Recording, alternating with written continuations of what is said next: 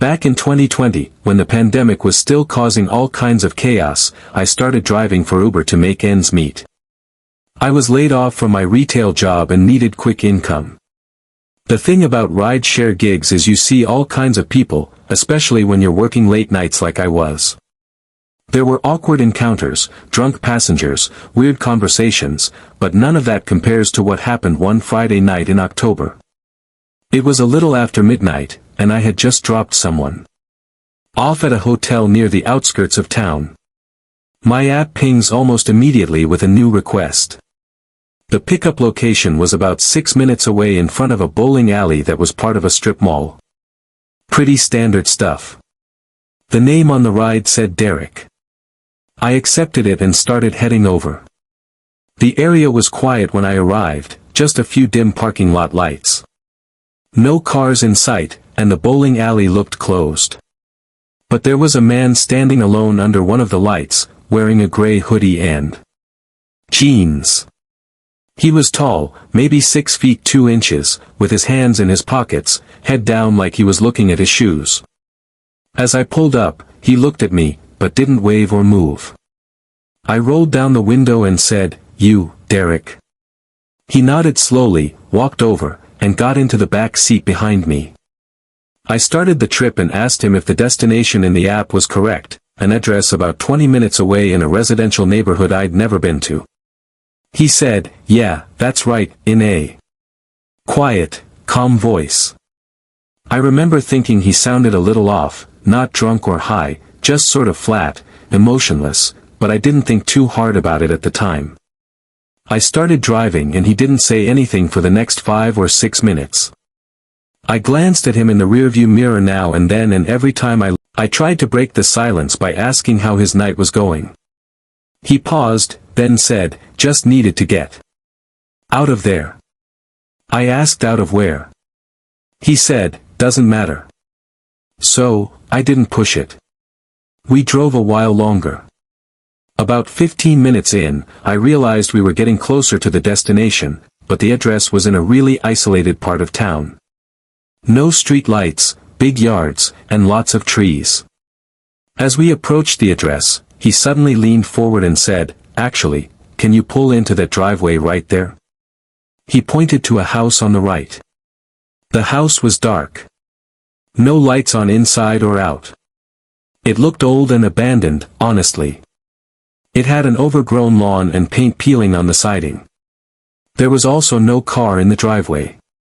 I said, "Is this your place?" And he said, "Just pull in." I hesitated, but turned into the driveway. I stopped near the front of the house and put the car in park. He didn't get out. I looked back at him and said, "Everything all right?" He stared at the front door and said, "Wait here." And he got out and started walking toward the house. He didn't go to the front door.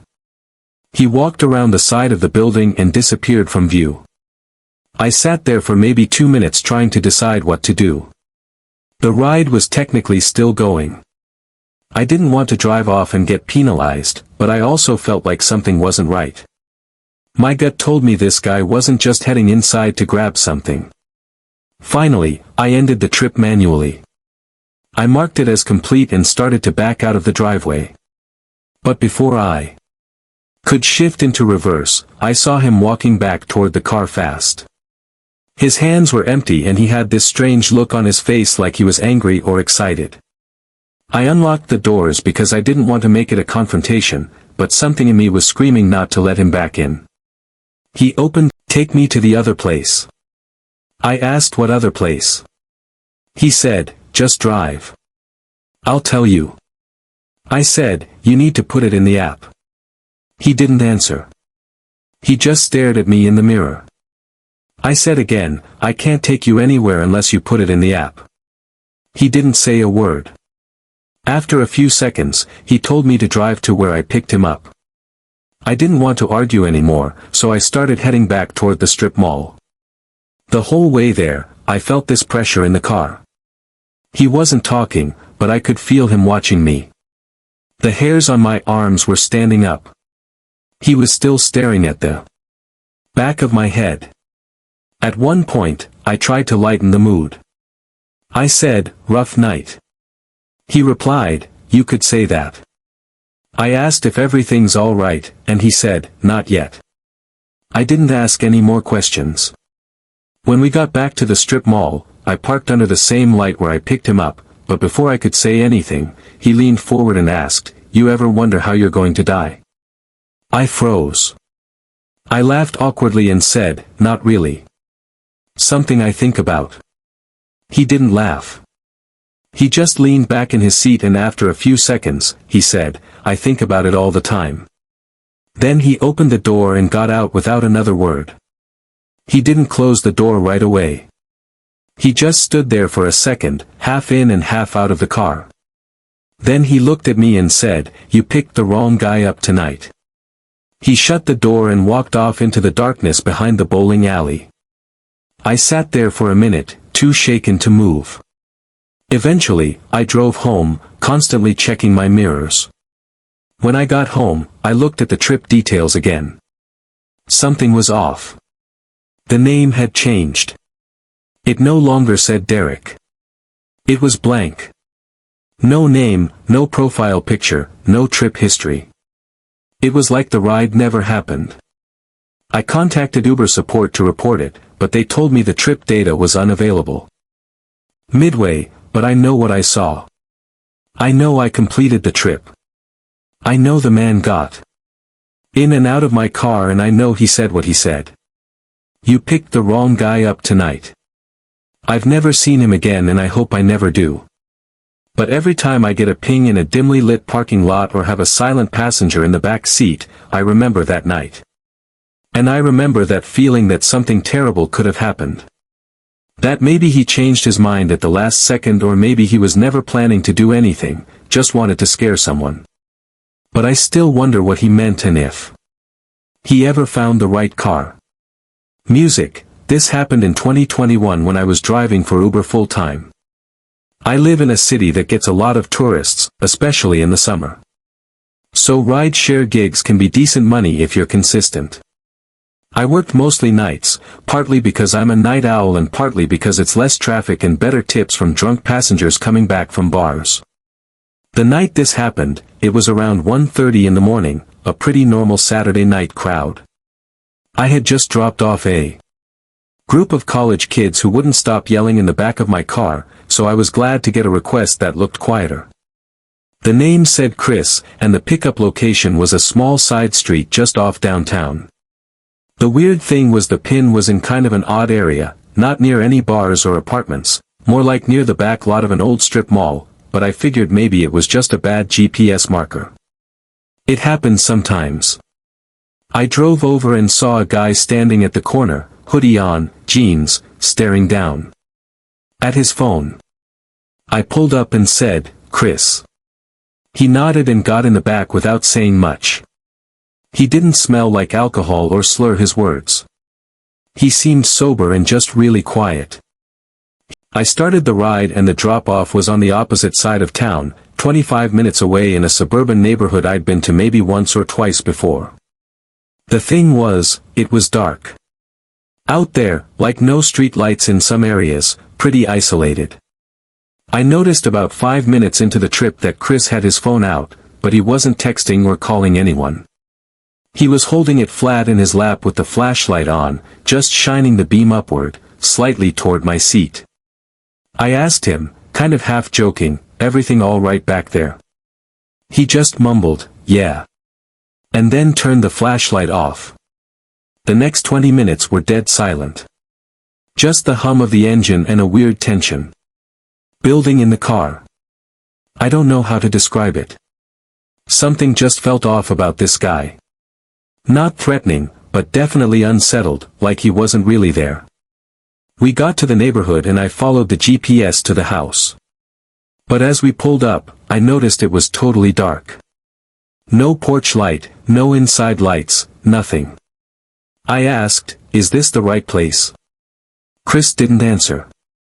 He just sat there. I turned around and looked at him. I repeated myself a little louder, saying, "Hey, is this it?" He stared past me out the window. I repeated myself one more time, and finally, he nodded. So, I put the car in park and said, "Have a good night." He didn't move. He just sat there. So, I asked again, "Are you good?" He finally reached for the handle and stepped out, but he didn't close the door. He just stood outside the car with the door open facing the house. I sat there waiting. A few seconds passed, then 20, and then a full minute. To request a new ride, but he just stared at me. He begged me, saying, "Please, I need to go back." I told him again, "You need to request it through the app." That's when he said something that sent chills up my spine. He said, "I can't.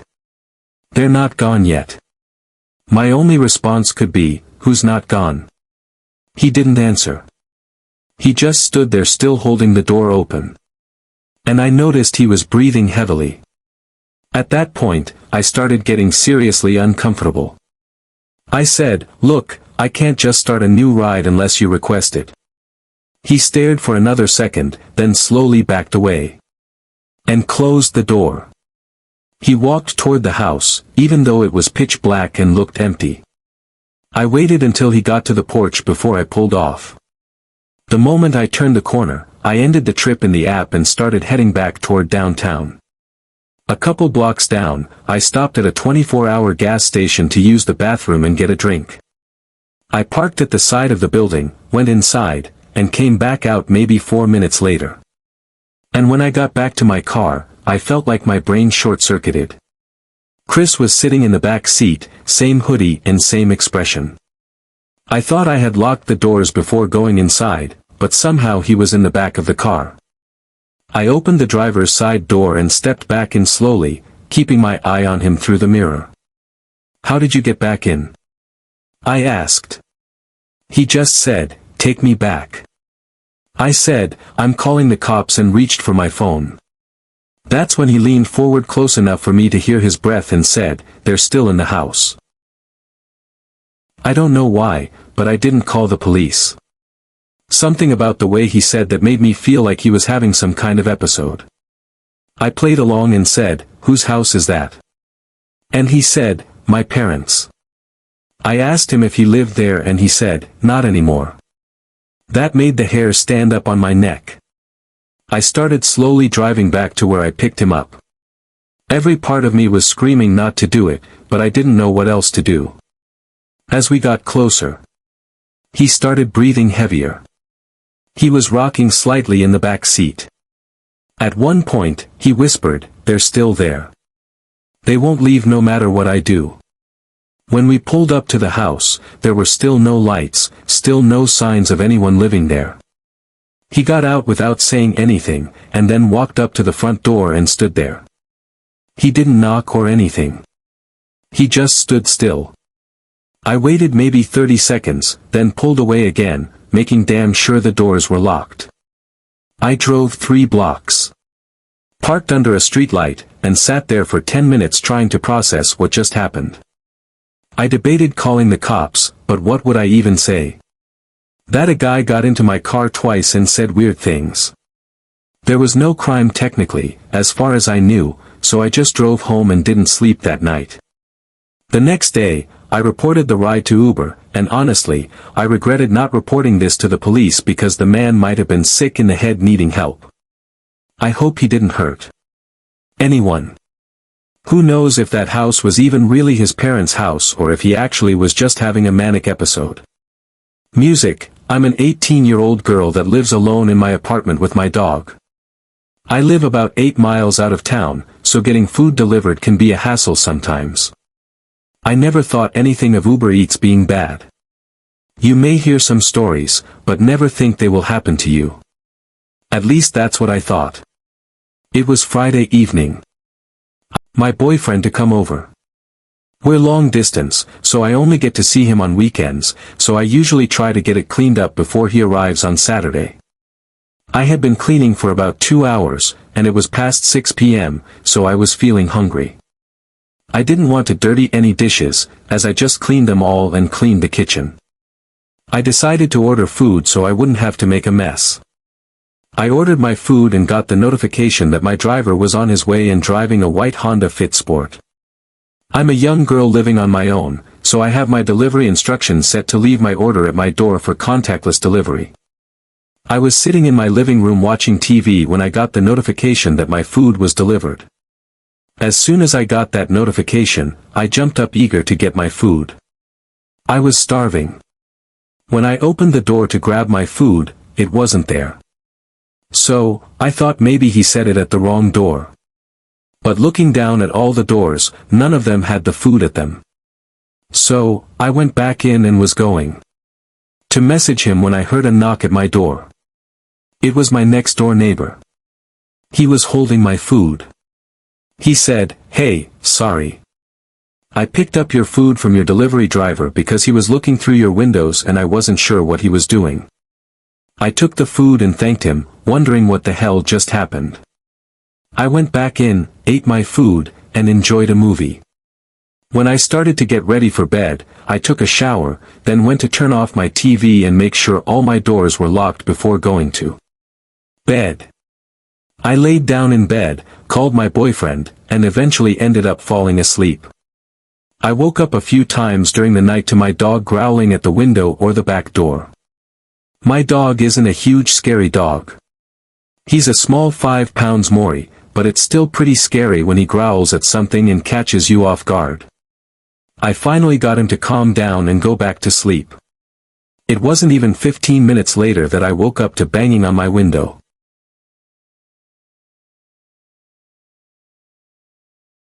My dog started going crazy, barking, growling, and even whimpering. I couldn't move in my bed. I took the bed sheets and pulled them over my head, just leaving enough to not cover my eyes so I could see the window. I called the police and whispered into the phone quietly. I explained to the operator that someone is in my backyard and my window doesn't lock so it can easily be lifted up. She told me to go to a different room and police would be at my apartment shortly. I ran to my kitchen and grabbed a knife, just waiting to see blue and red lights or hear sirens. It felt like forever. I looked out the window of my kitchen and never expected to see what I saw. The Uber driver's car that delivered my food. His car was sitting across the street from my apartment. When you open the door to my apartment, there's a large open field to the left that's used for parking trailers and letting dogs play. He was parked there, but I didn't see anyone in the car. I put two and two together and thought to myself, he's in my backyard. The police finally arrived. I could barely even speak. I was shaking and crying. I explained to one officer what happened while the other went to check out my backyard, which is where my bedroom window is. Another officer who arrived went to check his car because it was still in the field, but he wasn't in his car. The two officers came back and started talking with the officer I was speaking to, telling her there's footprints in my backyard, which it had just rained the night before, so it was very muddy outside. I started panicking. Once I heard that. Not just because that's not what you want to hear, but also because where was this guy if he didn't come back arrested with the cops and wasn't in his car? My neighbor came outside to see what was going on. The officers explained to him what was happening. Then he spoke about how he picked up my food for me, made me feel any better. Oddly, I passed on the offer, and when all the cops left, I went back into my apartment. Thinking it was all over, I took a few hours to get comfortable enough to fall asleep. But at 2 a.m., I woke up to banging on my front door and heard police. There's no way this is happening right now, I thought to myself. I got up and went to my front door, scared to open it. It was the woman I spoke to earlier. She explained they stayed at my apartment hidden to watch for that guy in case he showed back up. And he did. They caught him walking up to my front door, thinking he was going to try to find a way in. My heart fell to my stomach when I heard her say that. She then explained he was arrested and I don't have to worry about him anymore. I thanked her and went back to try and sleep. Unfortunately, I couldn't fall asleep this time. I also don't use Uber Eats anymore when I'm home alone. Music, I was 26 at the time and I'm male. I was in Washington, D.C. on a sort of vacation visiting my then fiancée. I'll call her Sarah for the sake of the story. I was visiting for a graduation she was having for her basic training. It was a big deal for her family and she asked me to be there for it. So I said why not and booked the flight to be there. I'd be arriving about a week before the rest of her family, so she and I could have some time, just the two of us, before she would be busy with having all of her family there for the occasion. She stayed with me at my hotel during this time, and eventually we decided we wanted to go and explore some of the nearby historical sites that Washington had to offer. I'd never been there, of course, so the idea piqued my interest and we decided to do it. Once we arrived at our location, we spent about 4 hours walking around and seeing all the sights from the Lincoln Memorial to the Washington Monument, the Congress, places as I had missed out on going on a school trip in high school to visit them. Sarah at the time seemed to appreciate my interest in them as well, and we really enjoyed ourselves. After we finally decided we had enough walking around and were ready to return to the hotel, we used the Uber app to call for a ride. We had used it earlier to arrive and had no issues, so we decided to just use it again for the ride back. Sarah made the request on her phone while I sat down under some shade and waited. I was pretty tired from all the walking we did, and I could feel my body just ready to get back to the hotel for a long-needed nap. Eventually, after about 10 minutes of waiting, a car pulled up in front of us along the side of the road. Sarah motioned for me that this was the car, as the place they stopped at was not a parking spot or a place a car would just stop at on its own. I stood up and followed her to the car, where she opened the back door and stepped inside, asking the man, "Uber for Sarah?" And he gave a slight nod without saying anything. So, I followed her into the car and shut the door behind me. Now, looking back on this, I realized how stupid both her and myself were in doing this. We should have asked for the driver's name and verified the car was a match to the one on the app. I didn't have access to any of this myself, and she made the request on her phone, so it didn't really cross my mind at the time to do any of this. As we both sat in the back of the car, which was a gray cold minivan, the driver didn't speak to us. I found this a bit odd, as any other driver I'd ever had would at the very least greet me once I entered or confirmed my name. But this guy, nothing. He started driving without acknowledging either of us, other than the nod he gave when Sarah asked him if he was our Uber. And I did pick up on how weird it was, but I was tired and didn't really feel like trying to engage with the man myself.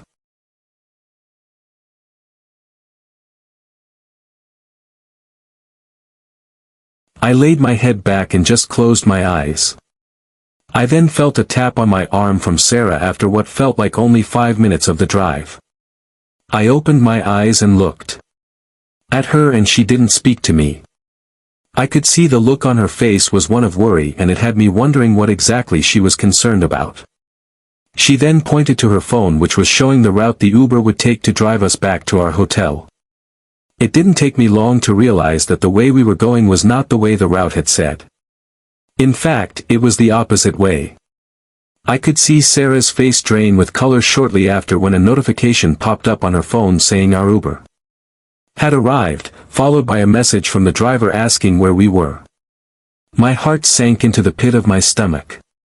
It was then I realized how dumb I was by not verifying the car and driver before we just both stepped in. The picture that was on Sarah's phone within the app did not match the driver, and I knew we had gotten ourselves into a situation. I slowly looked back towards the driver, but I didn't say anything. I didn't know what this man's intentions were or what he was capable of. And honestly, I didn't want to find out. I just knew at that moment I had to get both Sarah and I out of that car. I leaned forward and told the man that we had changed our minds and would be fine just being let out where we were, in an attempt to get us out of the situation without alarming the man of what we knew. He glanced at me through the rearview mirror in the first actual acknowledgement of us he had given since we stepped into the vehicle. I caught his glance as he stared at me without saying a word in what felt like minutes, but was probably only 10 seconds. He didn't stop the car, though. He didn't even say a word in response to me and just kept driving the car as if nothing had been said. My patience had run out, and I knew whatever this man had in store for us wasn't good. I then did the only thing I could think of at that moment and reached into my pocket, pulling out my pocket knife. I flipped the blade out, and without wasting another second, I told the driver, "I know you're not our Uber driver. I don't know what your plan is here or what you think you're about to do to us, but I have a knife, and if you don't pull this car over right now, I have no problem using it." Driver's eyes quickly looked at me again within the rearview mirror, and I knew he could see the knife gripped tightly in my hand. He quickly pulled the van over, and I heard the doors unlock. Sarah and I wasted no time in getting out of that car as fast as we could. The moment we were both out, the man sped off. We quickly took a moment to gather ourselves as Sarah was having a panic attack. And I myself was still wrapping my head around what the hell just happened. Sarah quickly pulled out her phone and responded to our actual Uber driver and informed him of our location and asked if he could come pick us up. The actual driver arrived within a few minutes, and this time we made sure it was the right one.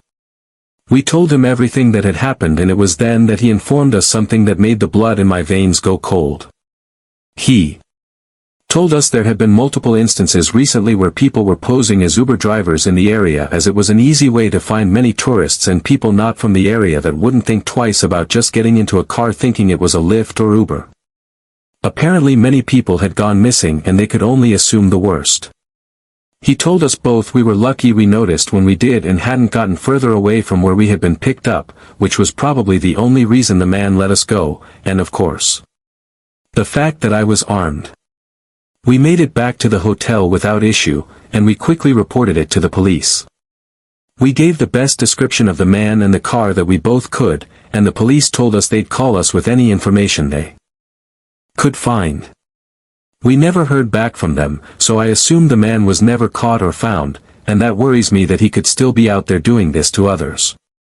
Again, I realized how stupid we both were after all this, not verifying whose car it was we were getting into. But let this be a reminder to everyone listening. Do just that. Always verify your Uber drivers and always make sure you're aware of your surroundings.